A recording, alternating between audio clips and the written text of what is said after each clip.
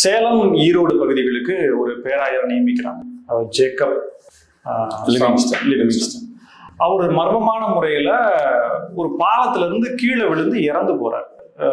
ஆனால் அவர் சாவுல ஏதேனும் இருப்பதாக சந்தேக கேள்விகள் வருது.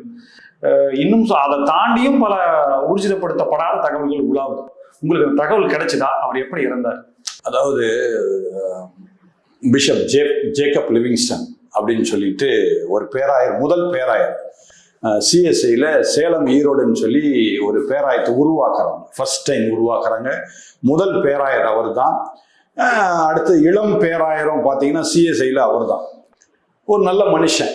திடீர்னு பிப்ரவரி மாதம் 13ஆம் தேதி இந்த 2026 ஒரு செய்தி வருது. காலையிலேயே 7 மணிக்கெலாம் செய்தி வருது. அவர் வாக்கிங் போகும்போது பாலத்திலேருந்து கீழே விழுந்துட்டாரு அப்படின்னு சொல்லிட்டு, விழுந்து அவர் செத்துட்டாரு அப்படின்னு சொல்லி சொல்றாங்க. அடுத்தது நான் கேள்விப்படுறேன், அவர் வாக்கிங் போகும்போது அவர் கூட 2 பேரோ 3 பேரோ கூட போனதாக வேற கேள்விப்பட்டேன்.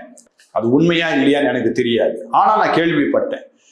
அப்படி இருந்த சமயத்துல திடீர்னு எனக்கு ஒரு டக்குனு என் மனசுல என்ன உதிச்சுதுன்னா, வாக்கிங் போறவர் திடீர்னு எப்படி பாலத்திலிருந்து விழுவார்? முதல் காரியம். அடுத்து எந்த பாலமா இருந்தாலும் குறைஞ்சது ஒரு 3 அடி செவராது இருக்கும். குறைஞ்சது 3 அடி செவரு. அப்போ ஒருவேளை அவருக்கு என்ன சொல்றாங்க, ஹார்ட் அட்டாக் வந்துடுச்சு, அந்த நேரம் அப்படி தவறி விழுந்துட்டாரு அப்படின்றாங்க. ரைட், அப்படியே கூட இருக்கட்டுமே.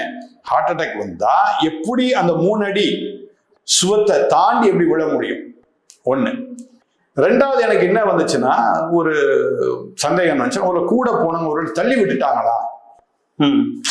வாக்கிங் போகும்போது அப்படியே நம்ம பின்னாடி வந்துட்டு டக்கு என்ன பண்ணலாம், அப்படி தள்ளி விட்டுட்டா பாலத்தில் விழுந்தா இவர் செத்துருவார். அது தெரிஞ்சதுதான்.